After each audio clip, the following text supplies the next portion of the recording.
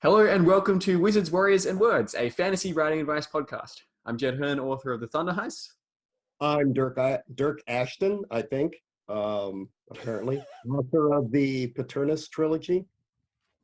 I'm Michael R. Fletcher, author of the Obsidian Path series.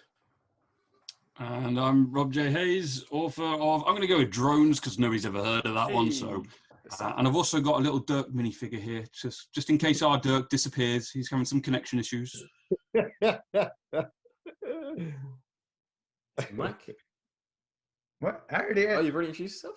I had to do it again? God damn it. Let's blank that out. Okay. You stopped listening as soon as I started talking. I knew it. You're like my wife. Sorry, everybody. I thought we'd have gotten through an introduction cleanly, but we hadn't. And we are joined today by Adrian Tchaikovsky. Adrian, would you like to introduce yourself? Yeah, he's back. Oh, yes. I'm Adrian Tchaikovsky. I'm a sci-fi and fantasy author. I have written probably most prominently Children of Time, which is a book about giant spiders in outer space. My most recent published book is Doors of Eden, which is a cross-world, deep-time evolutionary thriller. And He describes it differently every single time, and it still sounds amazing. That's because I can never remember what I said previously. Oh, that just makes it even more insulting, the fact that you can improv an amazing book pitch every single time it comes up. Just most of us to talk about our books, we're like, I don't know, it's got stuff in it. It's got words. Do you like letters? It's got letters. So today's episode is going to be a kind of mixed bag. We're basically calling it the interrogation of Adrian Tchaikovsky. So we'll be hurling a bunch of questions at Adrian, and we'll see how he responds. So who wants to kick things off? Who wants to begin the grilling? Yeah, if you guys don't mind. Yeah, go for it. So Adrian, themes. Are you sort of much of a theme writer? Is that something you sort of think about beforehand? You go into a story with sort of an underlying idea, not so much the science, the sort of the less obvious side of stuff. And for you, like, what would they be? And I am just curious. I don't think I don't tend to sort of sit down beforehand in a very scholarly way and have certain themes I want to explore. But on the other hand, I think I do have a particular playbook that I naturally come back to because they're just things that interest me. And it's just humans meeting the unknown, and also, frankly, the unknown meeting humans. So in the sense of us running into creatures that see the world differently to us, whether they're things that we've built or whether they're things that have developed sort of out there before we go to meet them or they come to meet us. And also in books like my Walking to Aldebaran, it's the idea of going to the uncanny place and being surrounded by that kind of the alien architecture and the alien purpose that you can't guess at. And that the idea of expanding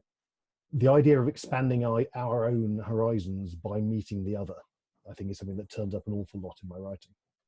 That's interesting because I've just recently finished listening to Children of Ruin, which is your sequel to Children of Time. And it really felt like communication was a definite theme that you had running throughout, with the sort of like, you had at that point like spiders and humans and octopi, octopods, octopuses, and then you basically had the Thing running around as well, and there was a definite sort of like idea of the communication between those different species was difficult, and miscommunication was a major thing as well. Yeah, I mean that was almost a lemons and lemonade thing that kind of arose naturally because of the set-apart device. Because quite frequently in science fiction, and certainly it's something that I've done, is you have a situation where there is a kind of a Rosetta Stone involved, so that the actual language barrier is broken. And in Children of Time, you have a kind of an intervening human culture that is able to communicate with both sides in the form of Avrana Kern. And I realized pretty quickly in Children of Ruin that there wasn't it would have been fudging too much to have a universal translator in the book.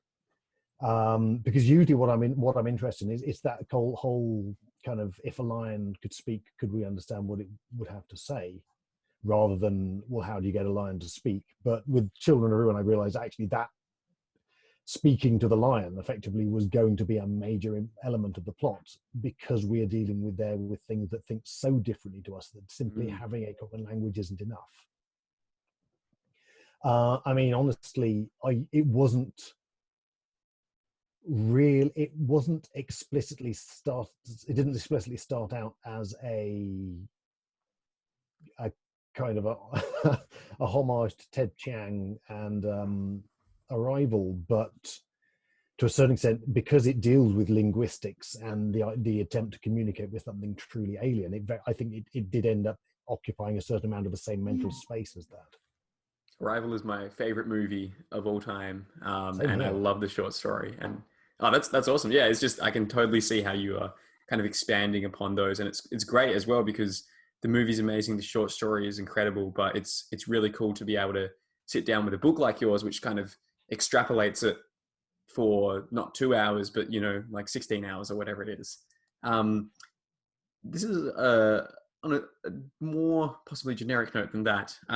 Did you have sequels in mind for Children of Time when you started writing that, or did you have to somehow find the sequel opportunity after finishing it?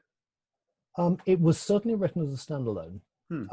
But on the other hand, there are very few things I've written that haven't been written with a backdoor that could lead on to a sequel, because frankly, that's good trade craft, because you never know what. I mean, when I wrote Children of Time, it was not written to be, this is going to be the great thing that will propel my career forward. It was written as, I'm a fantasy writer, I want to write this weird science fiction thing. Maybe I can talk my publisher into putting it out. And we did, and it was put out as a little contract on its own with a very, very small advance, basically because the fantasy books were doing just about well enough to float it. And of course, since then, the whole thing completely flipped, and that's become the big thing that I do. But yeah, the idea that I would get to write more than one science fiction book full stop ever was certainly not in my head at the time. Usually it's a matter of, well, all right, I vaguely know where the sequel can go and let's just give it a crack. With Children of Ruin, it took, and so, I mean, again, with the one I'm currently working on, which is theoretically going to be titled Children of Memory, it takes a while, because given how well the original book did, and given the amount of, I guess, kind of philosophical burden the original book has in the themes it explores, I didn't think I could just, well, I will dash off another book and it will be space octopuses, and it'll basically, we'll just do the same thing, only it'll be the octopuses, and that's all it does, which I probably could have done. And I could have done a whole series of humans bumbling about the galaxy, running into different uplifted animals, and I would have been perfectly happy writing that, but I don't think it would have fulfilled the promise of the first book. No. And that's what I was expecting as well. I was expecting it to be like the same thing with octopus, but it wasn't. It's so different. Yeah. Because I felt that just repeating the same thing with a different species, whilst I would have loved to do it, wouldn't have been a satisfying read. And so Children of Ruin has its own sort of philosophical space to explore, and Children of Memory likewise again. And for that reason, it took quite a long time for the ideas to come together, to the point where I felt I had a book's worth of coherent sort of story to tell. So yeah, the sequels in that particular series are challenging, purely because I think the bar is relatively high. Yeah, I was going to say, it must be absolutely terrifying to write the sequel to an Arthur C. Clarke Award winner. Oh, yeah. Writing a sequel to some book that I've done, they sequels freak me out. But to follow something like that, it was like, oh, there's no pressure. Yeah, the book that was literally voted as the best science fiction book of this year. Now do that again, but better. It was, yeah. I mean, you joke, but that it was a very real worry, because you do feel you're going to be judged to a higher standard than most books you put out, and I think, I feel with Children of Ruin, I did manage to hit that spot, and I don't, we'll see how Children's Memory comes out, but it is. it's definitely an extra challenge, and that's, I mean, there's certainly projects that I put off until I felt absolutely ready to give them to have a go at them, and all Children of Ruin was, and Children of Memory is shaping up to be also a considerably more challenging writing experience than the average book I try my hand at. So after writing that one, you're going to get back to some solid fantasy and just have a bit of fun again. Well, I mean, it's you know, it's not so much the fun, but it's certainly I'm using more experiments in structure in those books than I am in most of my other things, and I don't think that necessarily translates into it's a better or worse read, but it certainly makes it a more challenging write. I've got a question about for example, with Children of Ruin, there are two, rather than having the two storylines separated in place, which Children of Time has. Children of Ruin has two storylines separated in time. And while I would normally sit down and write a book start to finish in the order it would appear in the page, I had to kind of write all the past sequences first so that the present day sequences would match up with what had happened. And that was quite an uncomfortable writing experience, because you kind of feel you're doing it without a safety net at that point. You're kind of just off on the high wire. And you're hoping that the sort of the two ends of the tunnel that you're building like connect up underneath. Exactly that, yeah. And on a kind of a thematic level, because it's a matter of you've got to take into account what information you need to have given in one plot line. And it's not just that the past influences the present. It's what you're saying about the present that then will resonate in the past section that people are reading after that present section, and it gets very complicated. Did you need a lot of editing and cutting and rearranging to make that work? Certainly more than I would normally do. I mean, normally I do try and have something that is fairly close to the final submission when I get to the end of the first draft. And that certainly wasn't the case with Ruin, and it won't be it isn't with Memory, because I've got to a point where I thought, well, I'm probably quite close to the end, and I've looked at what I've done. I think actually I've got a way to go to make everything kind of line up in a way for the reader, and I've got quite a bit I need to add in the form of kind of connective tissue. Interesting. Other questions? If not, I can go. A lot of our Adrian, a lot of our listeners are new authors, or they're beginning to write, or they want to begin to write. So I was just wondering if we could get a little feel for going back to little young Adrian wants to be a writer. Just a little about your path, and maybe some advice for new authors. I mean, I think the problem with advice to authors is everyone's process is different. Everyone will find that different things will work for them. I mean, certainly I don't think I had a terribly efficient approach to things, but it was also probably the approach I needed to take, which is what I did, is I just kept writing books and submitting them, and then they would be rejected, and I'd already be writing the next book, and I'd submit that and it would be rejected. And at the time I felt that all of these books were very good, and since I've gone back through the back catalogue, and very few of them were of salvageable quality.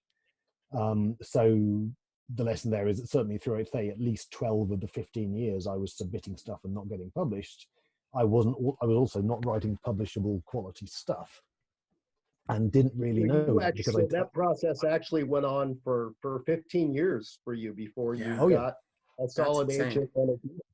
See, that's the kind of stuff that young authors really like. I mean, like and not like, because it can take them long. But the fact, I mean, just looking at your success now should be really encouraging. Yeah, I mean, I think I needed that time, because I was basically practicing my style, even though I felt at the time I was writing stuff that was perfectly good. Everything I wrote was better than the previous thing I'd written. And eventually, obviously, it gets to the point, and you get there by reading other people's stuff. And I suspect that there's probably, you can shortcut thing there if you're sort of going to creative writing classes, if you're in a writing group, if you have people who you're getting genuine, non kind of familial feedback from, and you're in a mental space to take it, which I suspect I probably wasn't. I suspect if I'd gone, because I was so convinced that I was there, if I'd gone to a writing class and someone had told me, well, actually, you need to do all this stuff, I would have taken my manuscript and flounced out in a huff, because I was that sort of person, frankly. And learning to take criticism and edits is another skill I basically had to force myself to learn, because it didn't come naturally to me at all. But it is also an absolutely essential skill to being a writer, because everyone needs it. How did you stay persistent during those 15 years? That's a long time to keep doing something that has perhaps not achieving the level of success that people say you need to be achieving through doing that activity. Yeah, I mean, frankly, it sounds like a bit of a cliche, but it's literally, this was the thing, in all the things in my life that I've done, this was the thing I wanted to do. This was the thing I set out and chose. I wish to be a fantasy author. And the idea of, well, all right, maybe, why though, maybe not, wasn't palatable. So despite getting literally nowhere for a very long time, I mean, the first time I got a request for a full manuscript was about sort of, say, 12 years into that 15-year period. That's so incredible. I really was getting absolutely nowhere. Did you ever go through any dark nights of the soul when you wondered? I was just going to ask that. If you could still keep going and still keep doing this? Because I imagine you were working a full-time job at that time too. I was, and certainly towards the end of that period, I was getting to a point where I think, well, actually, this is basically going nowhere. And my 35th birthday was approaching, and I basically told myself, right, I can have one final go. I will find something that is particularly dear to my heart. I will write that. And then if I've got nowhere by the time I hit 35, maybe I'll can it. And what happened was, the thing I decided on with The Shadows of the Apt, which because of the aforementioned role-playing connection, I knew the world I knew very well and was very comfortable with. I wrote what turned out to be the first 4 books in that series, sent them off, and I got an agent. And I basically got the contact from the agent saying, hey, let's come and talk about your books, about a week before my 35th birthday. Wow. And so it was, I mean, I am absolutely not saying that I would absolutely have thrown my notional typewriter out of the window and never written another word after that. I would probably have gone on after a bit of a hiatus, because I think it is that deep rooted inside me. But it really, I mean, I was absolutely trawling the pits of despair over not going anywhere, because it is a profoundly sort of soul destroying business. I love hearing stories like that. It's extremely motivating and just a good reminder to stay persistent.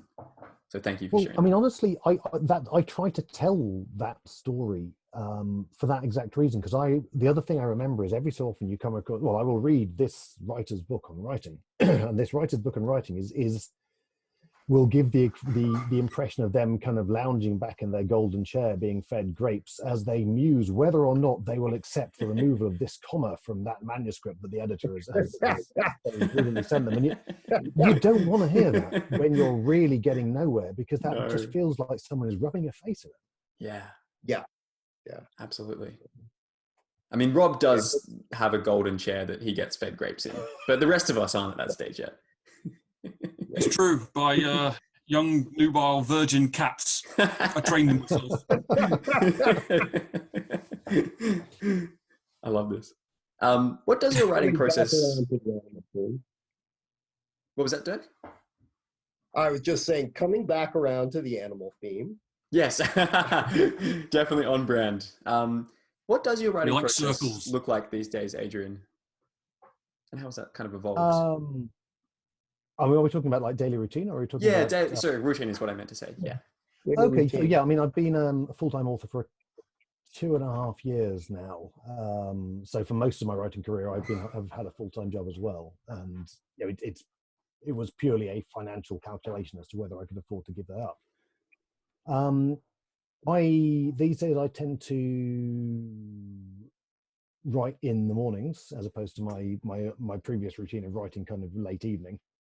I usually try and write a section, whatever that section might actually comprise, a day. I found what I can't do is say write for the whole day, because I kind of outstrip my inspiration. I need to go and let things recharge and let my mind turn over the next section before I come back to it. I write a lot faster at the beginning and end of a project compared to the middle, where things tend to slow to a crawl. Mostly because I think naturally that's the part that if you plan, that's the part you plan least. You kind of know the end, you kind of know the beginning. The middle is just, well, then, you know, dot, dot, dot. And there can be all sorts of logistical pitfalls that you haven't considered that you run into. The one thing I'm talking about planning, the one thing I don't plan is the final scene of the book. The actual denouement is left completely open. I know generally what the setup is going to be, who's going to be there, what the confrontation will be, but how it actually plays out, I leave to the momentum of the book to supply, and that seems to work very well for me. So how many, so when you say you write a section, how many words are we talking about, and how many hours a day do you write? How many days a week? Honestly, it varies. I mean, I'm usually writing for at least 2 or 3 hours a day. And I'm usually turning out, certainly since I've gone full time, I'm usually getting a good 2,500 words in. But if it's going slowly, if I'm chugging through the middle, that can be considerably less. If I'm racing towards the end, that can be considerably more. And it really, the section is as long as a section needs to be at the end of the day. And it's usually getting to that kind of beat where you're then going on to the new scene or the next kind of big event. And then it's a matter of, it's sort of conceptually, you get to the crest of the hill and you look down over the next space of land, and then your mind needs to plan how you're going to approach that descent and the next ascent up. Fascinating. As a sort of a more traditionally published author, as I think most of us are now self-published, how many books do you have sort of on their way out at a time? Because I know as self-published author, I tend to have like a good couple of books that are waiting to be published. So basically I've got 2021 ready to go. And I'm working on books for sort of 2022. And I know you said that you've just released Doors of Eden, and you've got another one coming in January. So how many sort of books generally do you have waiting to be published while you're working on new? I mean, I'm fortunate, and I've got a number of different publishers that I publish through. And I mean, honestly, the amount that a publisher is willing to put out tends to be the big break on how quickly the books hit the shelves. I mean, next year 2021 is going to be a bit crazy, because I think I've got sort of 2 full novels and 2 novellas out at various points. From 3 different publishers, but those are all, I mean, it's about a 2-year run-in. So the delivery point, so I'll start a book, it'll take somewhere between sort of 5 months and a year to write, depending on how quickly I'm going and how complicated the book is. And I mean, that's one thing that has genuinely accelerated since I went full time, which I was worried it wouldn't. I kind of felt, knowing me, I would probably end up wasting the time, but as it is, I've kind of knuckled down and made use of it. But then there's usually at least a year's run in between delivery of the book and the publisher getting it to the shelves as well. So there are a number of books kind of in the ether sitting on publishers' desks, waiting for edits, and I'm working on books now that are going to be 2022 in the absolute earliest, I guess. But I mean, honestly, I kind of feel I've always been slightly ahead from the very start, because when I delivered The Shadows of the Apt, I delivered 4 books. And by the time the first book came out, the 5th book in the series was written, and so I've always been kind of ahead of the game. And that lead has been steadily eroded over the years. But I feel I'm still just ahead of the snapping teeth of the deadline. And and then Rob works ahead because he's smart. Yes. But then there are a lot of authors like me who write a book, put it out, write a book, put it out, write a book, put it out. But I'm slow. Like, my first book came out in 2016. But I had been writing it since like the summer of 2011. And then it wasn't until 2018 that my second book came out, and just this year, in June, that my third book came out. So it's mine are spread out quite a bit. And part of the reason I release them as soon as I get them done is because it's taken me so damn long. So I'm thinking about trying to write more books in a series before the first one comes out. But then, of course, that means it's going to be an even longer gap. Yeah. Yeah. So it's I mean, I found with Shadows of the Apt, it was a genuine advantage to be writing well ahead of the game, because it meant, for example, there's a location that's visited fairly briefly in book 4 that then book 7 visits for most of the book, and I changed my ideas somewhat about how it worked, and that meant that during the final edits for book 4 I was able to shoehorn in a whole bunch of changes to bring it into line with my later that is and how it was going to work. And I've heard a lot of especially traditionally published authors who are like, they don't get the opportunity usually to do what you were able to do with that first one. And I think that there's which is why because it's like, oh crap, I wish I would have done something different in book 1 while I'm writing book 3 or book 5. And you never get a chance to really do that, which is why I'm so fascinated to follow what Abercrombie's doing with his new trilogy, because he actually was able to write most of all 3 books before the first book was set. And I think if you can do it, if you do have the opportunity, I think it's well worth seizing. I think the big trap that with the way trad publishing works these days is you finally get your book accepted. It's the first book of a series. Maybe you've spent sort of 6 or 7 years polishing it to perfection, and then the publisher turns around and say, "Fine, you'll have the sequel for us in 6 months." Yeah, and of course you've not started on that, and it's that change of pace is potentially catastrophic on what you produce on that second book, and you're going to be judged on that second book as harshly as on the first, and possibly more harshly, because it won't have the big boost of publicity that publishers tend to give the first book in the series. Right. That sophomore slump. Yeah, I was terrified with my follow-ups, because the first one I just kind of wrote for myself and put out, and if people liked it, that'd be great. Of course, now I've gotten a little more mercenary, and money is important. But you have more to do. I had nobody had any expectations of the first books, but then it was like all of a sudden there were like literally thousands of people waiting, unlike millions like you've got, but I had waiting that expected something, and that was terrifying to me. It's all right, Dirk. You delivered. It's fine. Thank Rob you. and Mike, do you have any other questions? I'm sort of all out of questions from my end, so see how you guys go. Has Mike had any, or Rob? Yeah, we talked about themes. I'm good. My brain is starting to. I don't plan these things. I just ask whatever questions comes to mind. I've done that. Run out. Classic organic discovery writer approach. Meanwhile, the outliner has to have all his notes written down so that everything makes sense. Maybe planning again. Yeah, one question to close this out is if you could sort of send Adrian, if you could send like a text message to every writer, what would that text message be? So like it could be a piece of advice, it could be like a trope that you hate seeing cropped up continuously. It could be you talking smack about how they're never going to write anything as good as Children of Time, so they should just give up. What message is that you would like every writer to kind of hear? Oh God, every writer. I don't. You know what? I don't think there is a single message. There's no one size fits all. I'm almost a writer friend of mine, David Tellerman, has a thing he usually throws at fantasy books, which is, what do people eat? Because if you look at most fantasy books, there is literally no agriculture, and there are cities of thousands of people that eat apparently nothing.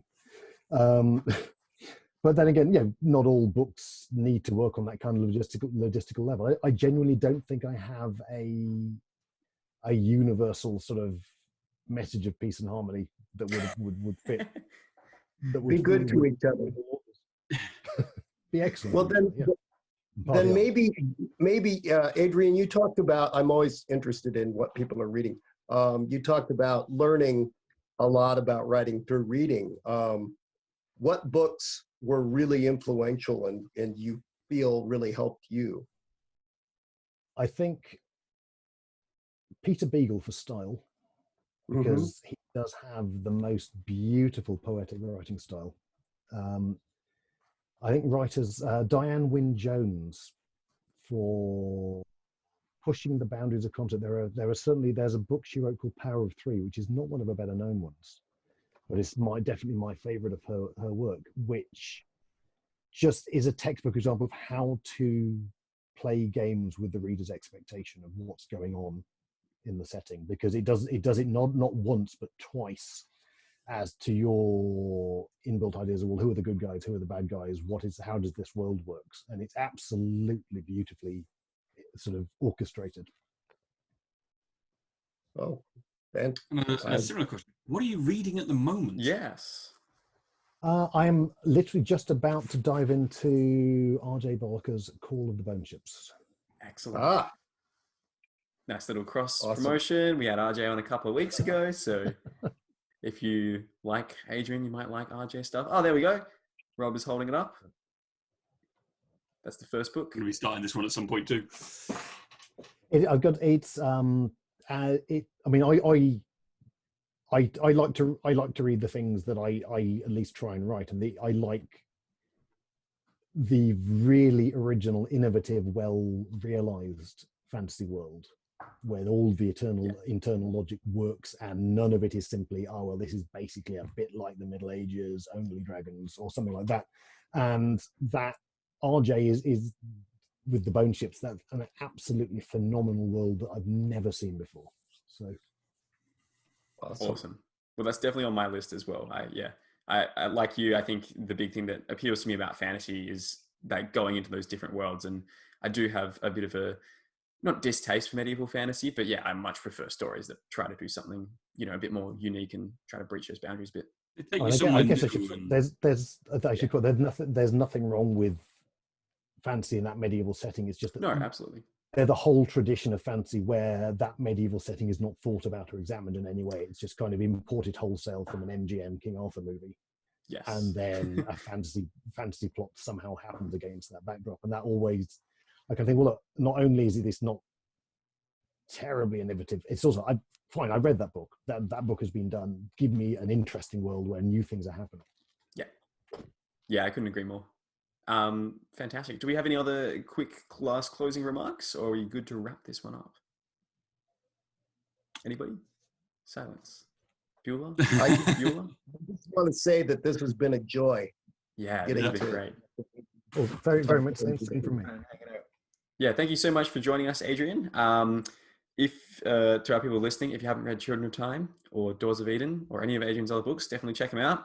I'm halfway through Children of Ruin audiobook at the moment, and it's great. It's like horrifying and tender, and just like a very interesting world to explore at the same time. So I'm sure I'll be sending you a lot of angry messages when my favorite characters die off over the next couple of pages or whatnot. But until then, thank you everybody for listening / watching Wizards, Warriors and Words. And we will see you next time. Bye, everybody. Bye, everybody. Bye. Thank you for watching Wizards, Warriors and Words. If you enjoyed this, please be sure to like and subscribe to the channel so that we can keep growing this and keep sharing our writing advice with more authors. Thanks again for watching. I'll see you next time.